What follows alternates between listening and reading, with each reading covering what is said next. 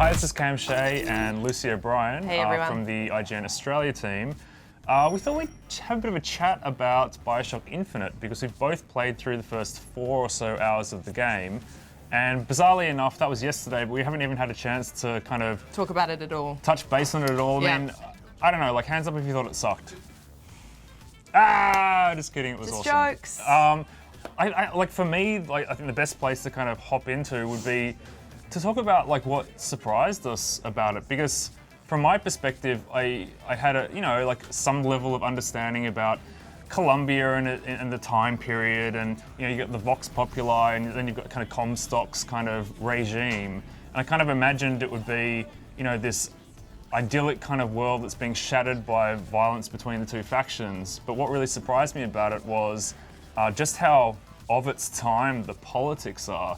And Yeah. I don't just mean the sense of like it really ties into kind of the founding fathers and American history, but also like this is like a segregated world. This is a world where black people, Irish people, Oriental people, American Indians, they're all persecuted, and I didn't really expect that. So like to me, like I was so kind of stoked to see this game dealing with quite kind of weighty themes and like very serious kind of stuff. And also because it contrasted that with this sort of obsession and sort of religious obsession with American presidents and American sort of, father figures, founding figures rather, which was very interesting because on the one hand, you've got this really sort of obsessive patriotism, this sort of brainwashed patriotism, and then on the other hand, you've got the reality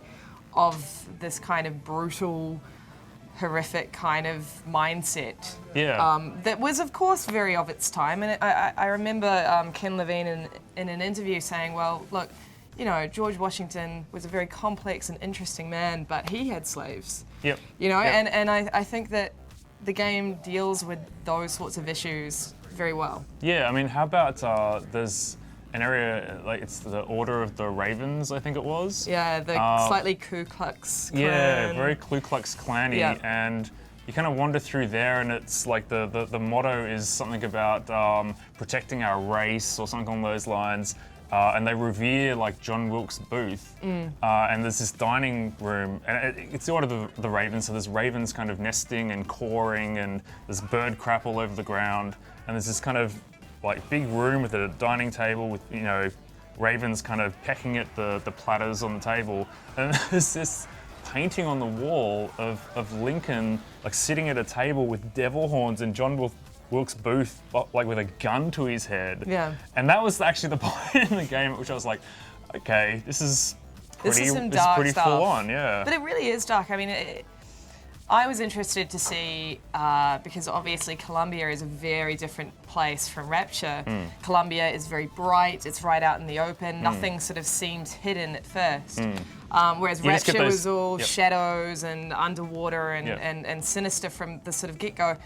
But Colombia for me was sinister from the get-go. It was a sort of like, There's you an could feel undercurrent that of it was, racism, there's an undercurrent of kind of hate. yeah, you could sort of know. feel that it was just that the whole city was a mask of what was really going on. And I mean, it's not shy to sort of wear its sinisterness, that's not even a word, on its sleeve. Sinisterity. Sinisterity on its sleeve, because from the get-go, you're sort of subjected to a very strange The baptism. religious Yeah. baptism ritual, Yeah. which that's from the sort of very beginning of the game. But I do love that kind of how much of a role water plays in the opening sequence. Yeah. You're being rowed on a stormy sea up to this lighthouse. You get shot up into the sky, and then you find yourself in this church, and you've got these statues of this Comstock, our savior, burning candles. But you're wading through water, Yeah. and then you have to be baptized. The only way into Colombia is to be purged and be baptized, and you get plunged down twice because he pulls you up the first time. He's like, I think you've got some more sins to be expunged here. Down you go again. Yeah. So I love that kind of link to Rapture, and then you come into this azure skies, buildings bobbing, airships kind of coming past. It seems like this idyllic place, but as you say, there's an undercurrent right from the very beginning But it still takes, like, I don't know, how long, 15, 20 minutes for the violence to erupt. Oh, and what about the trigger point for the violence? It's basically like a stoning sequence. Yeah. You know, where you're essentially asked to stone like a transracial couple, whatever, you know, how you want to put it, black girl and a white guy. Interracial, I think. Thank you. Yeah. Transracial. Yeah, interracial. It works. And that's when, you know, everything kind of erupts when you're faced with this horrific kind of choice. Yeah, yeah. I mean, I think that in many ways it calls back to the original BioShock, because that opening sequence that you just described mirrors the opening sequence in the original, and you're heading towards a lighthouse in the original BioShock, as you are in this game as well, but instead of going down, this time you go straight up. And yeah, I you know, there are sort of so many callbacks. Oh God, what's the word? The propaganda. Propaganda is everywhere, like the original BioShock, and it just really sets this sort of tone of a bizarre kind of dystopian world. Yeah. And it's beautiful, and just like the original BioShock, it's very cohesive. The attention to detail it's so is dense unbelievable. in every way. It's actually unbelievable. And yes, it's still a linear game. You know, the levels are still sort of very modular, like in the original. But God, there's so much to see, and there's so much to do within that world. And I think, you know, it is going to be one of those games. We often talk about games that are sort of passerby games, where someone who is just passing by would sort of, you know, do a double take. It is that kind of game because it is just so beautiful. I could have quite happily finished, because we played sequentially. I could have quite happily finished my session and then just sat in on yours just to watch it, because as you say, there's so much going on. And I get the feeling that every time you play through, you'll pick up on different conversations. Different stuff will be happening.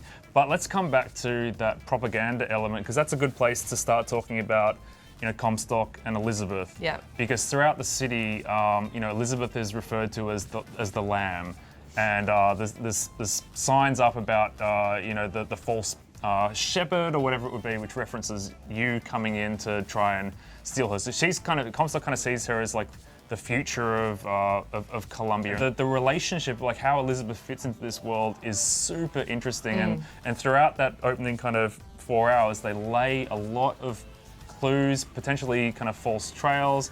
At first you think that, you know, because, you know, she's kind of pictured with Comstock as this savior, as this child that's gonna kind of, you know, be the next generation of Columbia. But then you kind of see the reality of where she's living, and she's basically being monitored the whole time. Yeah. And you get these snippets of, you know, there's a comment about her, a part of her being left in the world she came from. So, you know, did she come through a tear as a child? Like, you know, is she Comstock's daughter, or is she from another world? Like, well, I think that, you know, the world that Irrational are weaving is one that is very purposeful, that is very orchestrated. Nothing felt accidental to me. And they're playing with time a lot, which I wasn't aware of until I actually got my hands on the game. Yeah, so, you know, for example, this has been written about quite a lot, but Elizabeth has this ability to tear through the world into another world. And in one instance, she tears through the world and reveals the Return of the Jedi premiere in Paris, which is very interesting. Obviously, you know, they're playing with time a lot. For me, one observation that I made in regards to that is Elizabeth feels not quite of that era, and it kind of it grated on me a little bit. But then I sort of thought about it, and maybe that's on purpose. She felt at times, I don't know how you felt about it, but Elizabeth at times felt very much like of this world, of today. Like the voice actress sort of sounds like she could be shopping in Beverly Hills. Yeah. She's got this kind of Disney princess. She's very much like Belle from Beauty and the Beast. And certainly in the first 4 hours of the game, I'm sure she, you know, evolves into something quite different. But she felt very much sort of like an American modern girl. And that played on my mind a little bit, because everyone else sort of seems so of the era. And of course, that's something Ken Levine does so well, is capture, even with the voice acting, capturing precisely how people would speak back then, almost even the same register and tone. Is that because she's from another world? Is it because she can tear through to other worlds? So because she can bring stuff back with her? Yeah, it's all this, like, I walked away with more questions than answers, which I'm really, really pleased about, because it just opened up and just, there's so much going on. But yeah, kind of talking about the multiple worlds, I mean, you kind of flash back to what seems like Booker's past, and Elizabeth kind of makes some interesting comments about her ability to tear. She kind of says, it's a window into another world. I don't always know what to expect. Sometimes the differences are quite kind of mundane, and sometimes it's amazing and I bring something back with me. So, does she have access to multiple different worlds at different periods in time? And at one point she tears through to what appears to be present-day Colombia. Yeah. So it's really interesting. It kind of reminds me a little bit of the Subtle Knife from the His Dark Materials trilogy by Philip Pullman. I think they're going to have heaps of fun with all that stuff. Yeah, and clearly very much in the same vein as BioShock, there's a feeling of inevitability. There's a feeling that you're very much going to build towards something quite shocking, something very surprising. So Ken Levine has said in many interviews that the ending of BioShock Infinite is going to eclipse anything that he did in BioShock, that it's going to be something, a storytelling twist unlike, or a storytelling moment. How is he going to top the reveal in BioShock when you realise that you're at the lair of the mole people? What? How is he going to beat that? I have no idea. I don't know. I ask myself that as well. I don't know, maybe like they're all reptilian lizard men or something. Well, yeah, I mean, there's a huge amount that one could speculate based on what we've played so far. There really has been a trail of breadcrumbs being left for us in the first 4 hours. I mean, we've sort of... I've got nothing. I've got wild, crazy crackpot theories, but that's it. I got theories, and I just can't wait to see what is born out and what isn't. Let's touch really, really briefly on kind of the combat mechanics and stuff. I mean, it's been discussed a lot. I personally feel like the combat's the weakest link in the game. I enjoyed it a lot, but the guns are still not particularly satisfying to shoot. I thought the machine gun was really chunky, actually. Really? Yeah, I really like the feel of it. And then, you can kind of summon crows to chew people's faces off. Oh, we should actually just quickly mention that there's, in addition to kind of being able to upgrade your weapons and being able to upgrade, like, health, salts, shield capabilities, there's also gear, which are basically just like perks that you find throughout the game. You can have like 4 of them assigned at one time. And one of the first ones you find adds fire damage to your melee attack, and the melee is already really potent. The melee is good. But this just sets people on fire, and then the skin and flesh literally just melts off their body, and they just collapse in a pile of bones. And on that, it's brutal. But it's so visceral. And there's on that note as well. This game is actually quite bloody. Yeah. And with the possession ability that you have, you can possess people, and then when the possession wears off, they commit suicide. But they don't do it in some sort of, dramatic, romantic kind of leaping off a building. They just bash themselves to death with their own weapon. Good times. It's hilarious, but it's got a really sick sense of humour, which again, very BioShock, very sort of, there's a lot of black humour there. Yeah. Hey, let's finish on the sky rails. Yeah. Because holy shit, riding the sky rails is so much fun. It's incredible. Yeah.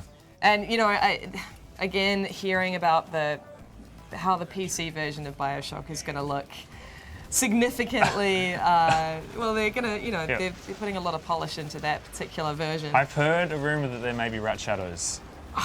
Fingers crossed. But yeah, this is a game that people should probably look to buy on PC, because the feeling of riding those sky rails with crystal sort of clarity, it's second to none. Yeah. I loved it. I don't think you're necessarily going to need the added fidelity of mouse control, like to handle combat, for instance. No. But yeah, I mean, you want that visual impact. So because everything is just so out in the open. That's the beautiful thing. about Colombia, very much in the same way that Far Cry 3 had its beautiful tropical island, all set in daylight, sort of beautiful, lush environment. It's the same sort of thing here. Everything is just so exposed, and has to stand up to scrutiny, which it really does. Yeah, it's just so dense in terms of story. It's so dense in terms of art direction.